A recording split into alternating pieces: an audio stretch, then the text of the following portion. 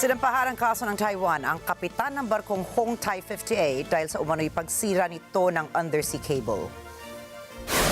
Hinuli ng Coast Guard ang barko malapit sa lugar ng insidente at nalaman na rehistrado ito sa ilalim ng bandila ng Togo. At ayon sa mga autoridad ay sinadyang binaba ng barko ang angkla para sirain ang kable.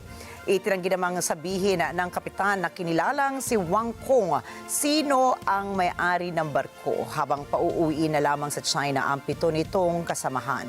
Pinaghihinalaan ng Taiwan na isa ang Hong Tai 58 sa tinatawag na dark vessels na mga barko gumagamit at pinapatay ang tracking system ay posibleng nagmamasid para sa Beijing. Ito ang unang kaso ng Taiwan kaugnay ng sinasabing planadong paninira ng undersea infrastructure, bahagi umano ng gray zone or hybrid warfare tactics ng China, kung saan ito ay non-military action subalit may layuning manabotahe na hindi naman maituturing na isang direct act of war. Itinanggi ng China ang mga paratang at sinabing isa lamang itong aksidente. Dagdag pa nilang ginagamit lamang ng Taiwan ang insidente para siraan ang Beijing.